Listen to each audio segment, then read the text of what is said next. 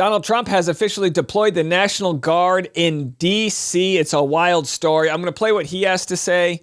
Then we're going to get into a response, which is basically like, look, crime is down in D.C. What the hell's he doing? Have a listen. This is Liberation Day in D.C., and we're going to take our capital back. We're taking it back.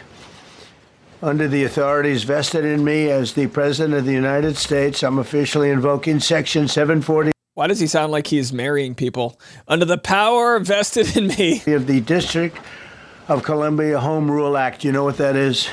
No.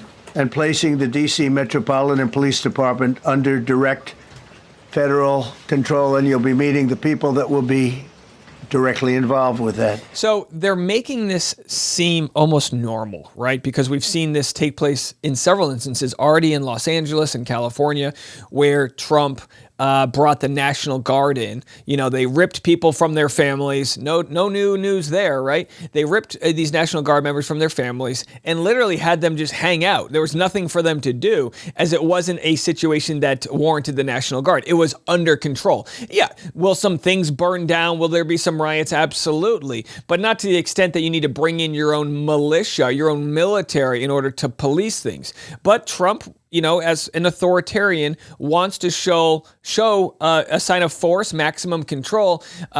This all stemmed because a few days ago, Big Balls was beat up, right? Big Balls, he's like the 19-year-old wonder kid who worked for Doge doing who knows what. Well, he got beat up, who knows why.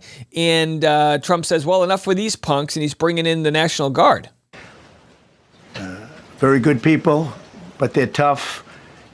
And they know what's happening. They've done it before. In addition, I'm deploying the National Guard to help reestablish law, order, and public safety in Washington, D.C., and they're going to be allowed to do their job properly.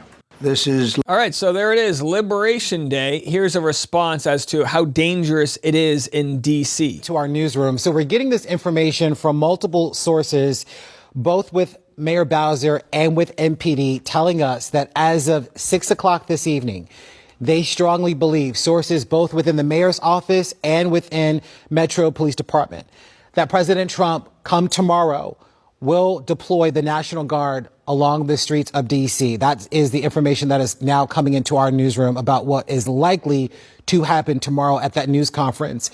That, again, the president expected to deploy the National Guard, the D.C. National Guard, in and around Washington. This, from what we're being told at this point, has never happened before.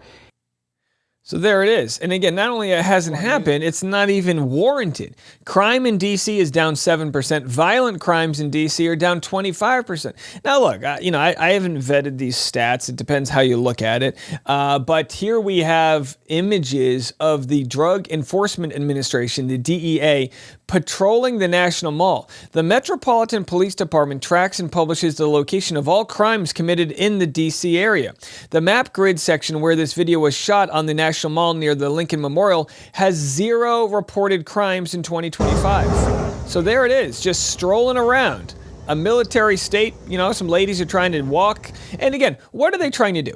They're trying to remove people that, remove the homeless. And again, I'm all for sensible, compassionate sort of policy that can help get people off the streets, get them sober, get them the mental health help, the, medications and things like that. But it's not done with a heavy fist. It's done through Medicare for all. It's done through systems that we currently don't have set up that can help people. So many of the homeless are homeless because of drug addictions that come from despair.